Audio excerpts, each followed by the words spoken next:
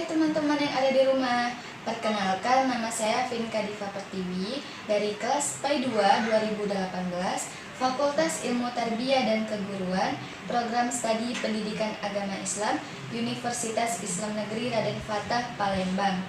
Nah, di sini saya akan menjelaskan materi saya kepada teman-teman sekalian yang ada di rumah mengenai hukum bacaan qalqalah. Sebelum saya menjelaskan apa sih itu qalqalah, ada baiknya kita membaca doa sebelum belajar terlebih dahulu. Berdoa dimulai. Bismillahirrahmanirrahim. Raditu billahi rabba wa bil islami dina wa bi Muhammadin nabiyya wa rasula. Rabbi zidni ilman nafi'an warzuqni fahman waj'alni minas solihin. Nah, setelah kita membaca doa sebelum belajar, di sini langsung saja saya akan menjelaskan definisi qalqalah. Qalqalah menurut bahasa ialah pantulan gerak atau getaran suara. Sedangkan menurut istilah, qalqalah merupakan suatu melafalkan huruf-huruf dalam satu kalimat dengan suara memantul yang berharokat sukun, fathah, dhammah yang dibaca sukun karena berhenti. Selanjutnya, adapun huruf qalqalah ada 5 macam. Yang pertama, huruf ba, yang kedua, huruf ja, yang ketiga, huruf to, yang keempat, huruf dal, dan yang kelima, huruf ba. Ko. Dari kelima macam huruf qalqalah tersebut bisa disingkat loh agar teman-teman sekalian mudah menghafal dengan singkatan ba, ju, di, to, ko. Sudah paham kan? Adapun macam-macam qalqalah. Qalqalah dibagi menjadi 2 jenis. Yang pertama qalqalah sugro dan yang kedua qalqalah kubro. Nah, di sini saya akan menjelaskan tentang qalqalah sugro terlebih dahulu. Nah, qalqalah sugro ialah qalqalah kecil yang dimana pengertiannya ialah qalqalah ini terdapat pada pertengahan kalimat bacaan Al-Quran yang berharokat sukun. Cara membacanya yaitu dengan memantulkan suara yang tidak terlalu kuat. Dan yang kedua yaitu tentang qalqalah kubro. Qalqalah kubro pengertiannya ialah yang dimana qalqalah ini terdapat pada akhir kalimat bacaan Al-Quran. Nah, cara membacanya yaitu dengan memantulkan suara yang agak kuat. Nah, setelah saya menjelaskan definisi qalqalah dan pembagian qalqalah, tentunya teman-teman sekalian yang ada di rumah pasti sudah paham kan? Akan tetapi di sini saya juga akan menampilkan sebuah video mengenai hukum bacaan qalqalah. Yuk kita simak.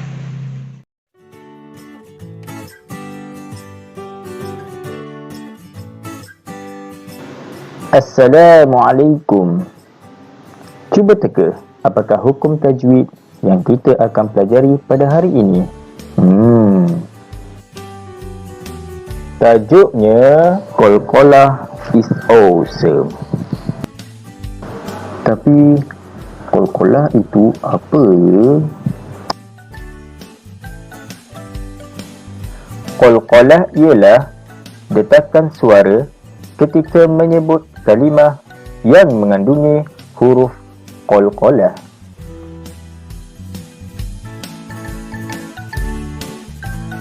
Huruf qalqalah ada 5 huruf qalqalah: qaf, ta, ba, jim, da, atau disebut qutbu jiddi.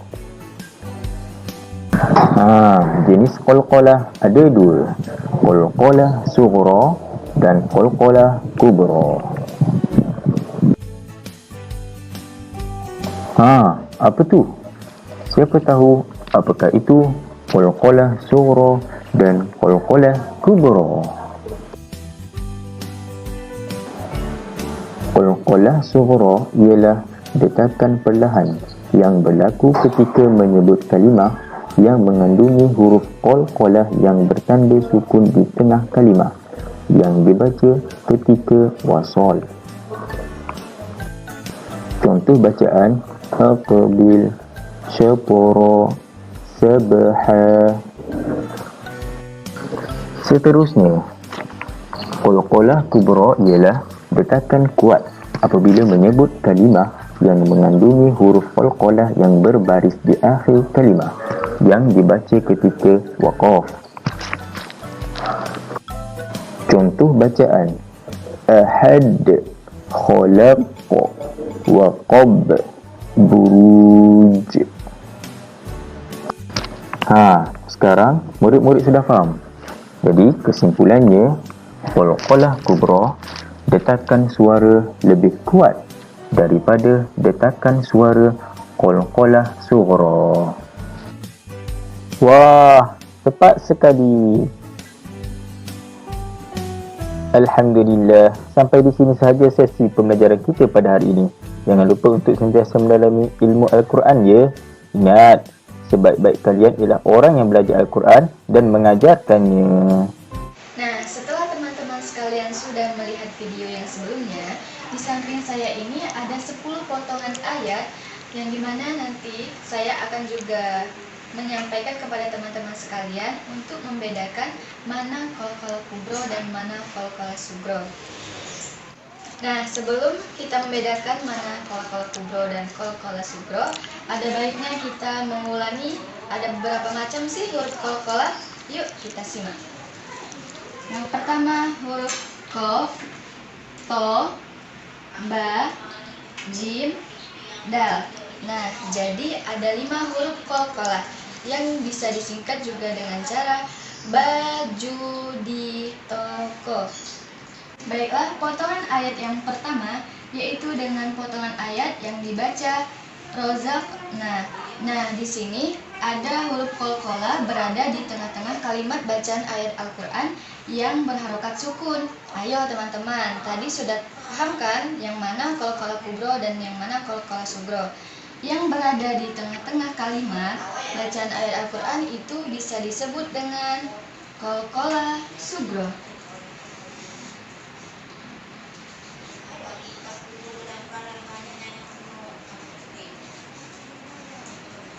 Saya ulangi, dan cara membacanya yaitu dengan tidak terlalu kuat. Rozak. Nah, ayat selanjutnya yaitu dengan bacaan ma khalaq. Nah, di sini terdapat hukum bacaan qalqalah terdapat pada akhir ayat kalimat bacaan Al-Quran yang berharokat sukun. Bisa disebut apa ayo? Yang berada di akhir kalimat berharokat sukun, yaitu bisa disebut dengan qalqalah kubro. Ya, kita tulis di sini ya.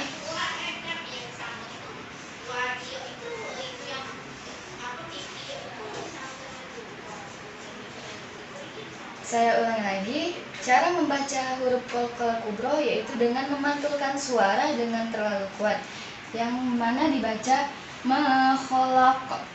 Potongan ayat yang ketiga yaitu dengan cara membaca muhit. Nah, di sini ada juga huruf qalqalah yang berada di akhir kalimat bacaan Al-Quran. Nah, tadi sudah dijelaskan apa itu huruf qalqalah kubro dan sugro. Apabila dia berada di akhir kalimat, maka bisa disebut dengan qalqalah kubro.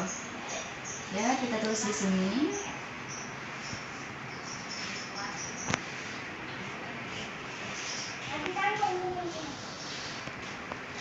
Cara membaca huruf qalqalah kubro yaitu dengan cara memantulkan suara yang terlalu kuat.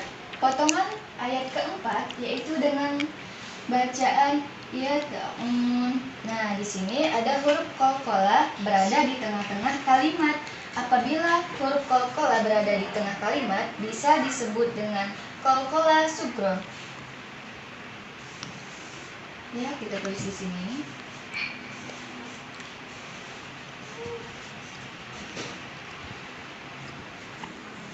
Potongan ayat kelima ini terdapat bacaan hisab.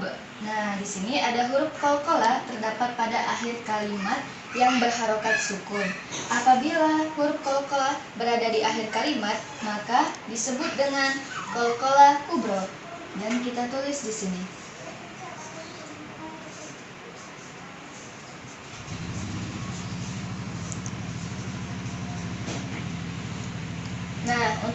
teman-teman sekalian sudah bisa kan menentukan mana qalqalah kubro dan qalqalah sugro? Nah, di sini ada 5 potongan ayat lagi, nanti kita lanjutkan. Dan potongan ayat yang keenam yaitu min qablik. Nah, di sini terdapat hukum bacaan qalqalah terdapat pada tengah-tengah kalimat, yang dimana apabila huruf qalqalah berada di tengah kalimat bisa disebut dengan qalqalah sugro. Ya, kita tulis di sini.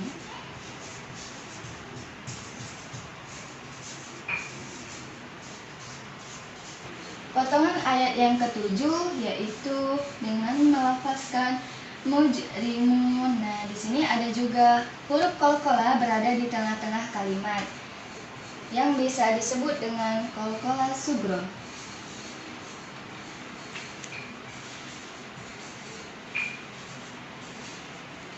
Saya ulangi lagi, pengertian dari huruf qalqalah sugro yaitu yang dimana bacaan ayat Al-Quran berada di tengah-tengah kalimat yang berharokat sukun.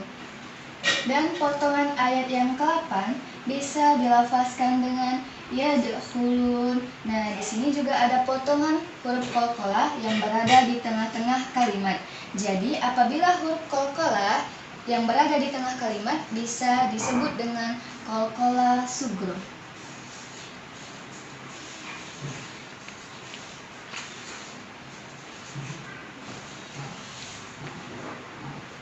Potongan ayat yang ke-9 bisa dilafazkan dengan la syadid. Nah, di sini ada huruf qalqalah yang berada di akhir kalimat.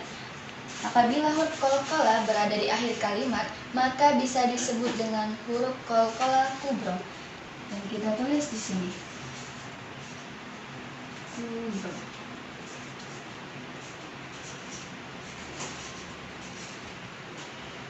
Dan potongan ayat yang ke-10 itu bisa dilafazkan dengan bahij. Nah, di sini ada huruf qalqalah yang berada di akhir kalimat.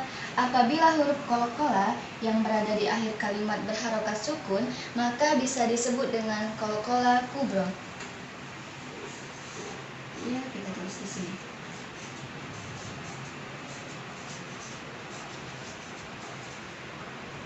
Nah, setelah kita sudah membedakan mana qalqalah kubro dan mana qalqalah sugro, pastinya teman-teman yang ada di rumah sudah paham kan dan sudah bisa membedakan mana qalqalah sugro dan mana qalqalah kubro.